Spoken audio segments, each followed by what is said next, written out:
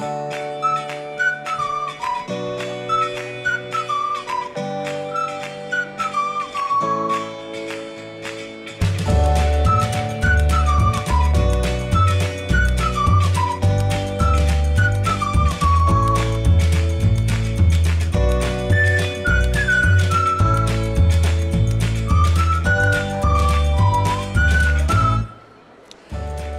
à tous et à toutes, je suis ravie d'être en compagnie de deux autrices aujourd'hui pour parler d'écriture, de pratique de l'écriture, de construction romanesque, d'édition. On va aller un petit peu dans les coulisses du livre.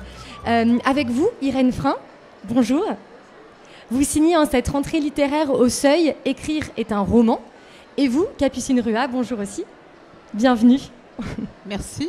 Vous signez L'éditeur aux éditions Phébus, dans lequel vous nous proposez une esquisse d'un grand personnage de l'édition, Jean-Marc Robert, et des réflexions sur ce métier et sur l'écriture aussi.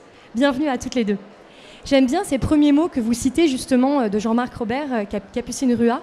Vous le citez au début en disant « Si on doit écrire, on écrit sans excuse de temps ni d'argent, on les trouve toujours. Ce qui est nécessaire doit être. » Vous prenez comme point de départ l'idée de la nécessité de l'écriture. Pourquoi c'était important pour vous de commencer avec ça ? Alors en fait, au tout début, le texte parle d'un éditeur qui s'appelait Jean-Marc Roberts. Et c'est vrai qu'à travers lui, on voit le processus de publication d'un texte, de choix d'un texte. Et forcément, je lis le chemin du livre au chemin de la création et de l'écriture. Et comme je suis éditrice et écrivaine, en fait, c'est une manière de... Ce livre a été nécessaire pour moi. J'ai mis 10 ans à l'écrire et je voulais comme conjurer le sort en disant quoi qu'il se passe pour ce livre. En fait, j'avais comme la voix de Jean-Marc Roberts, que j'ai très bien connu, qui me disait quoi qu'il arrive, écris ce livre-là, il existera et ça, personne ne peut te l'enlever. Après, la vie du livre, ce qu'il en devient, c'est autre chose. Cette notion de nécessité, Irène Frein, elle vous parle ? La nécessité d'écrire ? Je crois qu'elle est au cœur de l'écriture. Si on sent que seule l'écriture peut nous permettre de passer un moment qui est généralement, depuis l'origine de l'écriture, la volonté de laisser une trace, de faire un lien entre le passé pour aller vers l'avenir, parce qu'on vit une rupture ou un moment d'égarement. Ça peut être un deuil, un emploi qu'on a perdu, un amoureux ou une amoureuse qui a disparu, une maison qu'on a vendue. C'est tous les moments de rupture appellent l'écriture. Alors, ce qui change avec les hommes des premiers temps qui laissaient des traces sur les arbres, sur la terre ou sur la pierre, ce qui est le sens originel du verbe écrire, que ce soit le mot grec ou le mot latin, scribere ou graphein, c'est faire, pour les latins, sur ces supports-là, et pour les grecs, ils n'avaient pas entendu la même chose, c'est laisser un signe pour se retrouver, soit dans la jungle, le désert, un village, un endroit où on peut ne pas se retrouver, mais aussi, plus tard, des signes, balises du mort, par exemple, qui nous a quittés sur une tombe, etc. Et donc, c'est resté. C'est fascinant de voir que 5000, 6000 ans après, quand nous avons un moment de rupture, c'est-à-dire qu'il y a un moment de souffrance, et la souffrance, c'est le manque de sens, eh bien, il y a cet appel irrésistible que a très bien décrit Capucine, qui est « je vais l'écrire ». Alors, on met 6 mois, on met 2 ans, on met 10 ans, quelquefois c'est 20 ou 30, on connaît des exemples dans la littérature, mais c'est nécessaire parce qu'on ne pourra pas tenir vraiment debout et se sentir le creux que créent ces moments sans le remplir de signes, de lettres, de phrases, de signes qui sont autant de signifiants. Nous avons besoin de signifiants jusqu'à l'heure de notre mort et dès lors que nous maîtrisons le langage, c'est-à-dire presque toute notre vie. Ce que j'aime bien dans vos deux textes aussi, c'est que par rapport à cette question de la pratique de l'écriture qui nous réunit aujourd'hui, c'est que vous la romantisez pas non plus. Oui, bien sûr, il y a le désir initial, il y a la nécessité, mais il y a aussi ce que Jean-Marc Robert vous a appris, il y a la récidive. Donc il faut récidiver, c'est-à-dire qu'il faut aussi endurer, il faut aussi parfois forcer, il faut chercher, il faut douter, et que le processus d'écriture, il passe aussi à travers tout ça. Et je trouve que vous le racontez toutes les deux aussi. Alors, avec un thème fort. Oui, Irène Frein le raconte très très bien dans son très beau livre, c'est-à-dire qu'on voit tout le processus, hein, elle va le raconter merveilleusement. C'est vrai, alors la récidive, ça vient aussi de Jean Quérol, qui était un grand éditeur, qui était un résistant déporté, qui a écrit Nuit et brouillard, et qui a été pendant 30 ans éditeur au Seuil, qui a découvert beaucoup de très très grands auteurs. Et il était poète, il a publié une 50aine d'ouvrages, et il évoquait la récidive, parce que ce mot, moi, m'a beaucoup plu, de récidive, parce qu'on a beaucoup d'obstacles, on a beaucoup de peur, on travaille avec un matériau de vulnérabilité, de fragilité. On essaie, comme le disait très bien Irène Frein, de tisser avec nos silences, hein, de tisser avec notre propre corps. En fait, l'écriture, c'est aussi notre corps.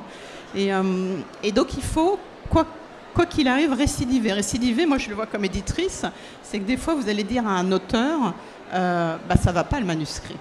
Il n'est pas publiable. Et l'auteur, alors on va lui expliquer peut-être les raisons, mais il y a des fois où c'est difficile d'en trouver les raisons, ça ne marche pas. Bon, le texte n'est pas là. Il faut imaginer un auteur à qui on a dit ça, qui va revenir sur le métier, reprendre sa plume, retravailler. Et parfois, une version, une deuxième, une troisième, une quatrième version. Il faut chercher en soi des ressources inouïes qui sont celles de cette nécessité de la vie même. Et donc je trouve que ça montre que l'écriture, c'est vraiment du travail, c'est un artisanat. Et ça, vous le montrez très bien dans l'éditeur, en choisissant de suivre aussi tout le processus d'écriture d'un manuscrit. En fait, on suit une jeune autrice, une professeure de lettres qui vous envoie à la maison d'édition un texte par la poste. Ça existe, et vous le recevez, vous le lisez, vous avez un coup de cœur en tant que jeune éditrice, et en fait on va suivre de temps en temps, de chapitre en pointillé en chapitre en pointillé, on suit l'histoire de ce manuscrit, jusqu'à finalement la publication. Et ça, je trouve ça intéressant parce qu'on voit le processus de travail en fait en creux. Oui, il y avait deux choses dans cette démarche-là. C'est je sais que le métier d'éditeur est très mal connu. Donc en général, on ne mesure pas le type de travail qui est fait par un éditeur, et c'est un métier vraiment extraordinaire.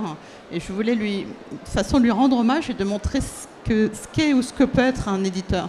Et puis il y a aussi de montrer que ce travail très singulier, on voit dans l'essai d'Irène Frein le processus d'écriture, et après il y a le processus de travail avec un éditeur qui va vous conseiller, qui va vous accompagner, qui doit être au bon endroit. On a le travail de correction, ce qu'on appelle des épreuves, et on a tout un processus de ce que j'appelle d'accompagner la création. On est dans ce très beau métier d'éditeur à côté des créateurs. Et ce sont des sages hommes et des sages femmes. Ouais, bien sûr on est dans l'accouchement et aussi le soin du bébé jusqu'à ce qu'il soit lancé dans sa vie. Et la vie, c'est la librairie. La vie, c'est là. Et de la librairie, il va migrer. Ces bébés livres arrivent chez vous. Et vous, vous êtes les lecteurs. Vous devenez le co-auteur du livre. Parce que écrire, c'est donner du blanc entre les lignes dans lequel vous allez écrire avec votre imaginaire, vous approprier ou pas le livre. C'est-à-dire revenir voir le libraire qui vous a conseillé le livre, si vous l'avez aimé, vous allez dire « je n'ai pas pu en sortir », comme si c'était une maison, moi que j'appelle la maison lire, et si vous ne l'avez pas accroché, vous allez dire « je n'en suis pas sorti ». Et donc, je crois qu'il y a deux maisons, la maison lire qui fait de nous, plus tard, dans ces moments de rupture, dans ces moments du désir d'écrire, qui est environné de toutes ces peurs dont parle très bien Capucine, eh bien, vous avez la maison écrire. Et la maison écrire, elle est peuplée à votre insu, de tous les livres que vous avez lus. Ici, c'est une immense chambre, au propre d'ailleurs aussi, au figuré, de résonance. Vos lectures, vous allez les emporter, et le jour où viendra le désir d'écrire, tout ce que vous avez lu à votre insu va générer aussi et accompagner votre propre récit que l'éditeur ensuite va accompagner jusqu'à une renaissance. C'est-à-dire qu'il y a une chaîne indéfinie de création depuis qu'on écrit des livres. Et c'est ça que j'appelle la maison écrire. Et on a tous un jour envie d'aller vivre dans la maison écrire. On se croit le seul. En fait, il y a des tas d'autres personnes, des millions qui écrivent en même temps que vous, mais tout le monde est frôlé par tous ces fantômes des livres qui ont existé, qui se sont succédés, qui se sont nourris les uns les autres et qui nourrissent votre désir d'écrire et évidemment l'inévitable peur d'écrire. La chambre des peurs, vous dites. Vous parlez de la chambre des peurs. Oui, il y a une chambre des peurs et tout le monde passe par là. Et la meilleure personne qui en est, enfin l'auteur qui en a le mieux parlé, c'est Annie Ernaux, dans le journal qu'elle a tenu pendant 20 ans. 20 ans avant d'écrire ce livre magistral que sont les années. Et vous en parlez dans votre ouvrage. Oui, je l'évoque parce que apprivoisons nos peurs. Quand nous savons qu'Annie Ernaux a mis 20 ans et qu'elle a failli abandonner, mais je ne pense à peu près 150 fois, quand vous savez que Proust a trouvé sa première phrase juste avant d'envoyer son manuscrit à l'impression, le fameux « Longtemps je me suis couché de bonne heure » et que toutes les autres premières phrases de Proust étaient « on les connaît maintenant, je vous le dis tranquillement », elles étaient totalement nulles, eh bien accordez-vous le droit d'être nul et de récidiver. Donc, nous en passons tous par là. Donc, le livre que j'ai écrit est un livre de franchise et aussi de désacralisation de l'écriture. C'est pas grave si on se plante. On s'est tous plantés, on a tous jeté ici, là. Ah, on est mignons tous derrière nos stands, mais on est combien à avoir emmerdé notre conjoint ou notre conjointe, quelquefois avoir eu des conflits violents avec notre éditeur, avoir jeté 200 pages parce que bon, on les a relus et on s'est trouvé parfaitement crétin ou crétine. Donc voilà, désacralisons, prenons confiance et on verra bien. Et une des manières de désacraliser et de prendre confiance, ce sont les ateliers d'écriture dont vous parlez, parce que c'est aussi un des points de départ du texte. Vous faites des ateliers d'écriture, vous accompagnez des jeunes gens dans l'écriture. Je ne savais pas du tout quoi faire, parce qu'au départ, je ne voulais pas, parce que je me dis, mais moi, professeur de trucs et de ficelles et de machin, je ne me vois pas là-dedans. Il y a des techniques qu'on va apprendre dans les ateliers d'écriture. Mais un atelier d'écriture, moi, je l'ai conçu la boule au ventre, j'avais très très peur, comme un travail d'éveilleuse. Ouais, ou de passeur. Je ne sais pas si on dit passeuse, parce que ça peut avoir un petit truc un peu ambigu. Et éveiller, et c'est ce travail d'éveilleuse dont j'ai voulu le faire l'écho et la prolongation dans ce livre. C'est-à-dire, on va tourner autour de ce que c'est que l'écriture, comme ça, ce fauve, hein, qui fait peur, pour comprendre ce que ce n'est pas, ce que c'est, pourquoi on l'a beaucoup dans notre pays, notamment la France, qui est encore une terre écrite, une terre de littérature, et comment on peut apprivoiser le fauve pour exprimer la vérité profonde qu'on a en soi et dont on sent bien que si on ne la met pas en mots, on va avancer, on ne peut pas vivre avec la rupture, voyez-vous ? Avec la perte. Je l'ai vécu, moi, assez récemment encore. Quand ma sœur a été assassinée, je ne voulais plus écrire. J'étais une serpillière sur pattes. Et un ami m'a dit, toute serpillière sur pattes que vous soyez, écrivez ce qui vous passe sur la tête, sur des carnets. Moi, je ne suis pas journal intime. J'ai jeté là-dessus parce que c'était mieux que de prendre du Lexomil. Et quand j'ai décidé 14 mois plus tard d'écrire, parce que j'en pouvais plus de cette justice qui faisait pas son job et de cette police qui ne me piétinait en ne me disant rien sur l'assassinat de ma sœur et cette famille qui était encore plus horrible, je me suis bénie d'avoir ces notes. Elle ressemblait à la femme que j'étais en vrac et elle m'a permis de me reconstituer, de me dévraquiser, si vous préférez. Vous consacrez effectivement une partie importante dans Écrire est un roman à la forme du journal intime. Et ça m'a fait penser aussi à votre livre, L'éditeur, qui, je trouve, prend aussi un petit peu une forme de journal intime dans sa construction. Il y a du fragment, il y a des dates, vous entremêlez comme ça des morceaux de souvenirs. Et je trouve qu'il y a quelque chose de très intime dans la forme que vous choisissez pour rendre hommage à cet homme avec qui vous avez travaillé et pour parler aussi de votre propre rapport à l'écriture. Est-ce que la notion de journal intime vous parle par rapport à l'éditeur? Oui, tout à fait. J'avais fait 2 livres avant celui-là qui étaient assez intimes, sur des histoires de famille, de généalogie familiale. En fait, ce que je voulais, c'est qu'il y ait une forme de proximité avec cet éditeur dont je parle, Jean-Marc Roberts, qui, pour aller rapidement, à 17 ans, publie son premier livre. Et c'est il devient tout de suite un succès. Il devient vraiment un auteur à la mode, comme Modiano, c'est la même génération. Et à 25 ans, il a écrit 8 livres et il obtient le prix Renaudot pour Affaires étrangères qui va devenir une étrange affaire au cinéma.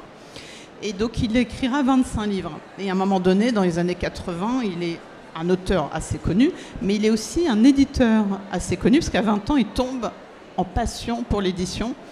Et il va devenir l'éditeur de Didier Decoing, de Éric Orsena, de Philippe Claudel, après de Christine Angot, d'Éric Reinhardt, de Nina Boraoui, de beaucoup d'auteurs, avec sa collection mythique La Bleue en littérature.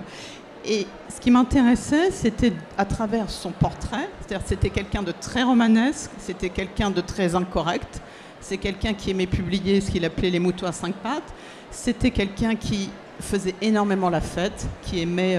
il venait d'un milieu d'artistes, donc il aimait la fête, les paillettes. C'est un personnage de Saint-Germain-des-Prés très très romanesque. Et à travers lui, je voulais montrer ce qu'est une maison d'édition, comment on défend la littérature, parce qu'il faut défendre la littérature, c'est compliqué, et quel est le chemin, enfin on l'a dit, on est en dialogue entre un éditeur et un écrivain. Ce sont c'est un tandem absolument passionnant. Donc j'ai commencé à tisser une rentrée littéraire à l'autre pour montrer la vie d'un manuscrit à travers la fameuse écrivaine Maria, pour montrer comment l'écriture effectivement se met en place et comment on peut l'accompagner. Et comme moi-même je suis éditrice et écrivaine, il y a un jeu de miroir. Mais surtout, ce que je voulais, c'était... en fait, c'est un cri d'amour pour les livres, l'objet livre en papier. Alors, je lis aussi sur liseuse, comme tout le monde, mais parce que cet objet-là, il est extraordinaire. On a parlé de signes, de signaux. On a comment les mots viennent s'incruster là dans un livre et prennent corps dans un... Et donc, derrière, il y a tout un éditeur qui va non seulement accompagner le livre, mais réfléchir à la couverture, au papier. Et pour moi, c'est un objet en 3 dimensions, c'est un objet de désir. Donc c'était très important, comme vous disiez, il y avait plusieurs niveaux qui s'entremêlent de manière, j'espère, assez fluide, mais qui s'entremêlent pour transmettre au final la passion des mots, de l'écriture, qu'elle soit du côté de l'éditeur, qu'elle soit du côté parce qu'un éditeur, c'est quelqu'un qui va... Enfin, je le dis à un moment donné, vous lisez partout. Vous pensez à un manuscrit qu'on vous a donné en faisant vos courses. Vous allez au cinéma, vous y pensez. Vous allez en vacances, vous avez 50 manuscrits dans votre sac. C'est quelque chose qui... je parle de la folie des éditeurs, comme il y a une sorte de folie des écrivains. C'est-à-dire, je voulais montrer vraiment comment les mots colonisent un éditeur. Et on a à la fois accès à la vie quotidienne d'une maison, comme je disais, donc quelque chose de très concret, beaucoup de petits détails sur le quotidien, le rythme de travail, et en même temps, à l'intérieur de ça, c'est une vraie réflexion sur la création. En fait, Irène Frein parlait du mot maison, et ça m'a beaucoup plu, parce que moi, je parle de la maison d'édition. Pourquoi on dit maison d'édition ? Oui, bien sûr. Mais parce que c'est un lieu, c'est un refuge, ça doit être, enfin je milite, parce que ça n'est pas toujours, mais ça doit être un refuge et un abri. Là, on voit le prix Goncourt. On voit bien que l'iconoclaste, avec l'éditrice Sophie Tsivry, a été un écosystème pour accompagner cet auteur-là. Et c'est extrêmement précieux parce qu'on n'a pas que l'éditeur dans une maison. On va avoir, après, on a les correcteurs, on va avoir un compositeur, on va avoir un maquettiste, on va avoir l'attaché de presse, on va avoir le service commercial, on va avoir les représentants. Et en fait, c'est une chaîne du livre que vous ne voyez pas forcément, mais qui est très belle, qui est artisanale, parce qu'on va jusqu'en imprimerie. Quand vous allez dans une imprimerie, c'est très beau de voir comment on fonctionne, la pose des bandes, etc. Et donc, c'est beau de voir que derrière le travail d'un auteur, vous avez une chaîne du livre et que vous avez un quotidien dans une maison d'édition qui bruisse comme une société, mais sauf qu'elle est au service. Elle est au service des mots. Et je dis au service des mots, que ce soit une maison de littérature ou documents, d'essais, de jeunesse. On a un métier qui n'a pas bougé sur certains vocabulaires depuis le 19e siècle. C'est-à-dire qu'il reste ce côté artisanal. C'est beau d'ailleurs d'entendre Jean-Baptiste Andréa parler du Goncourt. Enfin, quand il prend la parole dans les médias, il dit « nous » beaucoup. Il dit souvent « nous » pour parler de l'équipe, de l'ensemble. Ce qui est très beau dans les prix littéraires, pour en avoir vécu beaucoup chez Stock avec Jean-Marc Roberts, parce que c'était un faiseur de prix pendant des années. Il peut le dire, hein, il magouillait, il l'a dit, c'était l'époque Gallimard, Le Seuil, Grasset, donc il raconte, bon, ça c'est des choses connues. Après, chez Stock, c'était plus compliqué, il avait un peu moins les moyens, mais pourquoi un prix c'est important? Évidemment, c'est important pour l'auteur. Ça fait vendre des livres, évidemment, mais c'est aussi important pour la maison d'édition. Ça permet à des maisons de continuer leur travail. Et dans une maison littéraire, vous avez des auteurs qui vont vendre beaucoup et des auteurs qui vont être beaucoup plus confidentiels, notamment les premiers romans. Et il doit toujours y avoir un équilibre. Et souvent, quand des auteurs recevaient des prix littéraires, je vois Éric Orsena, Philippe Claudel, il disait... Ah, c'est génial parce que vous allez pouvoir continuer à publier des romans qui vont peut-être pas marcher, mais qui sont importants. Oui, c'est un équilibre. Et ce nous est effectivement très beau dans l'aventure collective. Alors, il y a la maison qui vous lie, il y a la notion de nécessité. Il y a aussi un terme très important, c'est la notion de voix. Alors, déjà, dans l'éditeur, il y a la voix de Jean-Marc Roberts qui hante vos pages. Vous dites à un moment donné, j'ai l'impression d'entendre la voix de Jean-Marc.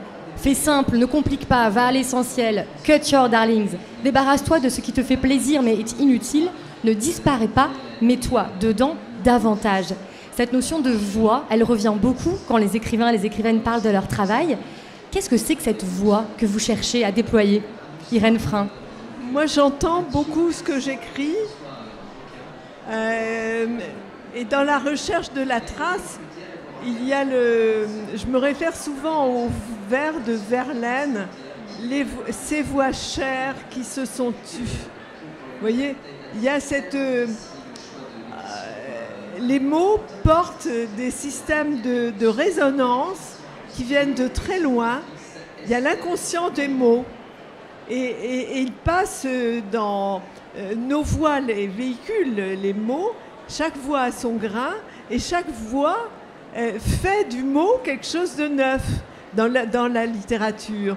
Il y a la voix de tel écrivain, la voix de Annie Ernaux n'est pas celle de Houellebecq, qui n'est pas celle de Moniano, et qui n'est pas celle d'un autre auteur comme Proust avec ses phrases interminables et enchanteresses et hypnotiques, et puis Hemingway avec ses phrases courtes, etc. La voix brève de certains auteurs. Mais ce livre que j'ai écrit justement est un hommage aux mots comme voix, mais aussi des voix qui viennent de très loin. Par exemple, j'ai essayé d'écouter la voix du mot histoire. Derrière le mot histoire, il y a un verbe qui veut dire « je sais parce que j'ai vu ». Oui, mais qu'est-ce que tu as vu? Étais-tu au sommet de la montagne ou dans la vallée? Ça, déjà, ça dit que la voix de ce mot, c'est que toute la littérature est une affaire de point de vue, y compris quand le mot, ce verbe dont je vous parle, se transforme dans le mot qui est historia. C'est un historien qui a confronté les premiers points de vue sur la guerre des deux camps.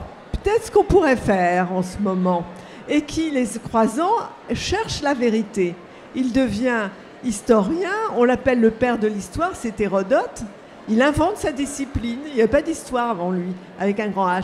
Puis on l'appelle, à un moment, autre voix du mot, on l'appelle le père du mensonge. Et alors à ce moment-là, Historia, ça veut dire qu'il indique des cracks. Alors Historia, à ce moment-là, commence à vouloir dire fiction. Mais question que je pose dans le livre, est-ce que tout n'est pas fiction? Parce que dans le fond, un historien, c'est son point de vue. C'est l'interprétation. Et s'il parle, on n'écrit pas l'histoire de la Révolution française au temps de Michelet ou à l'époque soviétique et maintenant. Donc chacun a un point de vue. Mais justement, un romancier, il va donner un point de vue fictif, mais à travers sa fonction fictive, il va trouver aussi des vérités. Et la réalité dit quelque chose tout haut et quelque chose tout bas, et le romancier va la chercher par la fiction. Elle est souvent beaucoup plus forte, cette vérité, par la fiction. Et puis aussi, il y a l'autobiographie dont a parlé Capucine, ou le récit familial. N'ayez pas peur, quand vous écrivez le récit de votre vie ou un fragment de votre vie, de vous fâcher avec votre famille, bon, dans les cas extrêmes, ou bien qu'on vous dise « mais ça s'est pas du tout passé comme ça ». Ben oui, mais vous l'avez vécu comme ça. Et revendiquez votre voix. Revendiquez-la.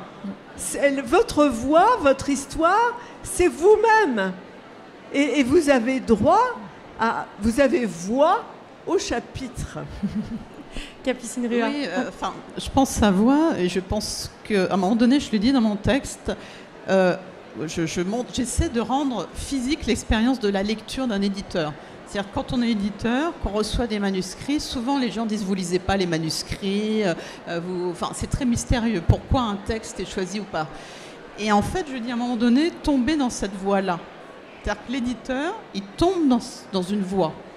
Et à un moment donné, il se dit ça, cette voie-là, elle est peut-être imparfaite, mais il y a quelque chose qui fait que j'ai envie de continuer de cheminer avec la personne. C'est très mystérieux quand on nous demande de l'expliquer. Pourquoi à un moment donné, on va commencer un texte et vous en faites l'expérience vous en livre, mais il faut imaginer ce que c'est quand c'est des manuscrits. C'est-à-dire que ce n'est pas publié, ce n'est pas édité. Donc nous, on a entre nos mains des textes qui sont très aboutis ou des textes qui sont pas du tout aboutis ou qui sont très parfois imparfaits. très fragiles ou très imparfaits. Et notre travail, on tombe dans... On ne sait pas ce qu'on va lire, donc on tombe dans quelque chose. Est-ce que ça va nous plaire? Et à un moment donné, je dis, c'est comme des paillettes d'or, vous savez, un peu dans un ruisseau.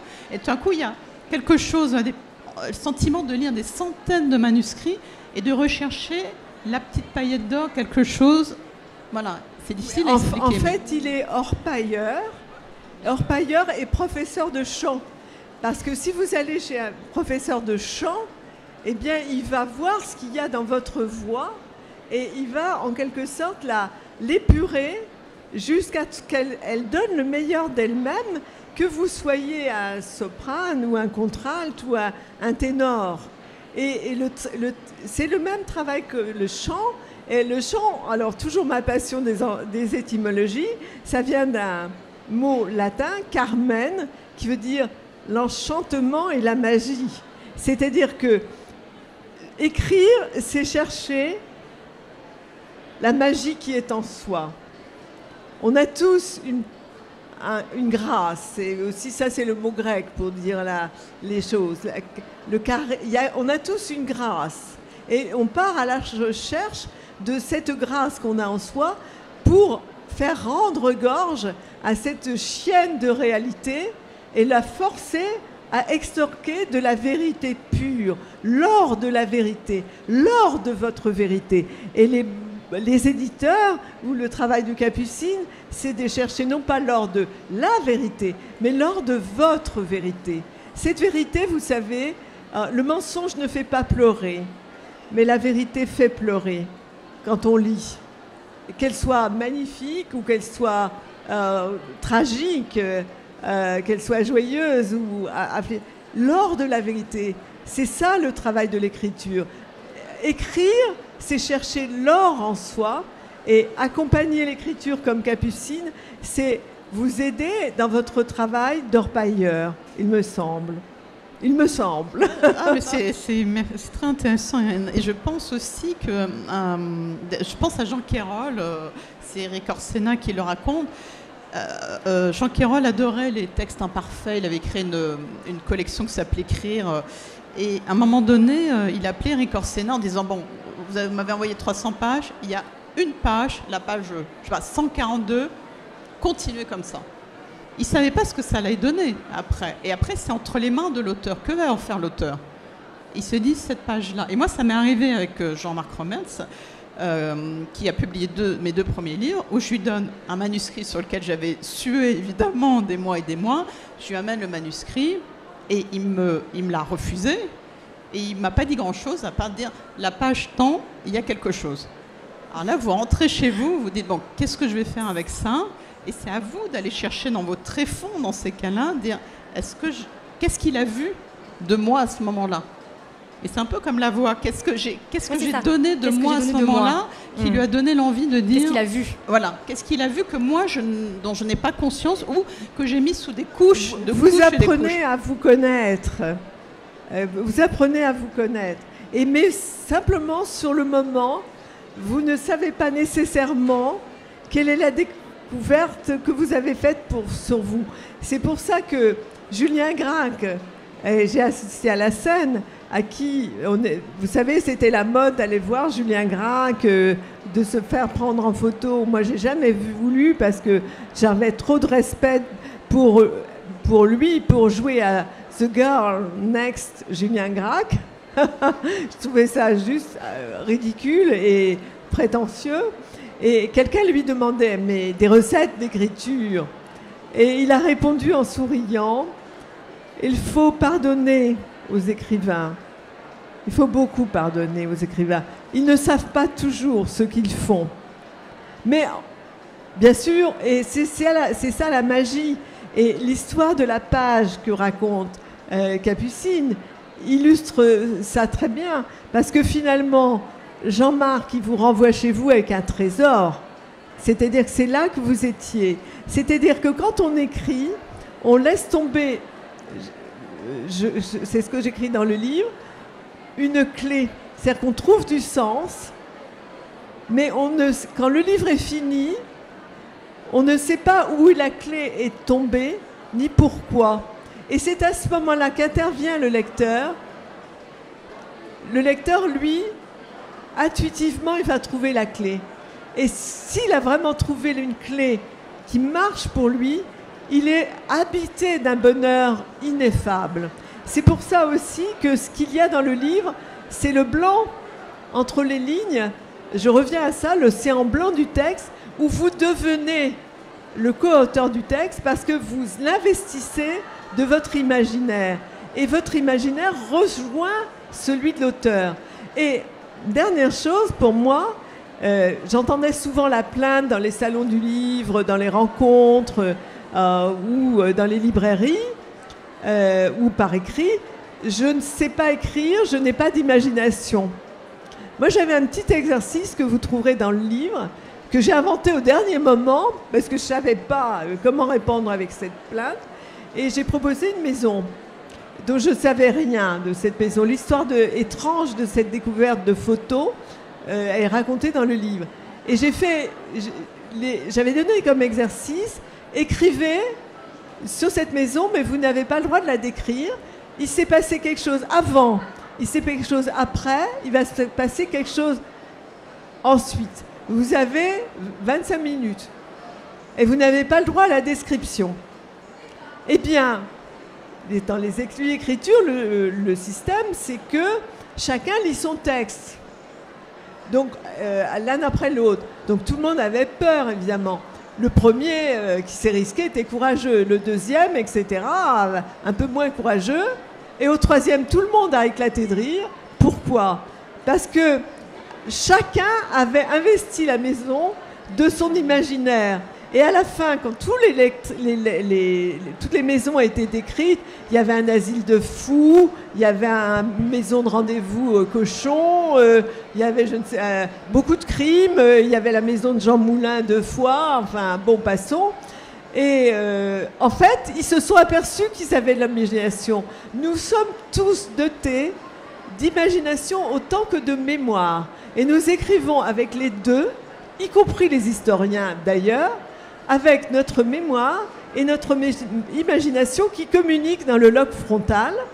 Et les ateliers d'écriture, ou bien le fait d'écrire dans son coin pour soi tout seul, ce qui n'est pas vrai, on écrit toujours par quelqu'un, un absent qui n'est pas là, on ne sait pas qui, et peu importe, eh bien ça communique, et c'est ce qui est très intéressant, c'est que la mémoire et l'imagination sont des instruments de survie de l'Homo sapiens.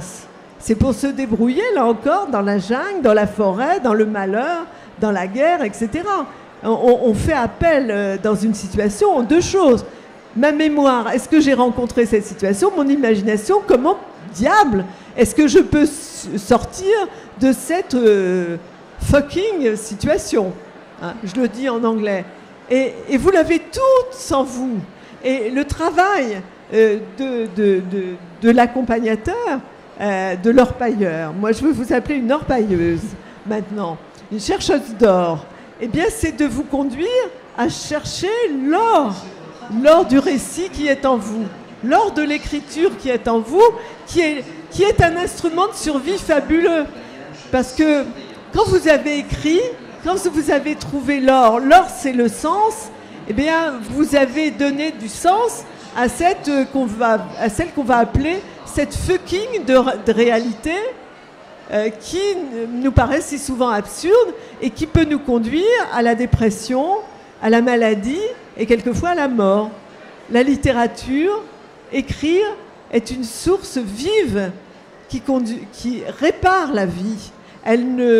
Vous ne pouvez pas, c'est pas une thérapie dans la mesure où ce qui a été est, mais de ce qui a été, vous faites quelque chose qui ne va pas, qui au contraire de vous détruire, va vous permettre de faire avec. Et de faire de magnifique avec. Bon, je suis partie dans un grand Merci beaucoup, Irène. Et je m'arrête là. On finit avec des beaux conseils, même un exercice d'écriture, l'exercice de la maison. On a très envie de le faire. J'en profite peut-être pour demander au public si vous avez des questions concrètes à poser à Capucine ou à Irène. Il nous reste quelques petites minutes, si vous le souhaitez, pour vous débloquer dans votre écriture. Il n'y a pas de question taboue, hein. Il m'est arrivé jusqu'à jeter 250 pages et je maintiens que la vie d'un conjoint d'écrivain est certainement plus difficile que ce qu'on montre au cinéma. On va s'arrêter sur ces derniers mots. Si vous souhaitez faire dédicacer vos livres, je vous conseille d'aller donc au stand du Seuil et de Phébus pour les retrouver. Merci à tous et à toutes. Merci beaucoup.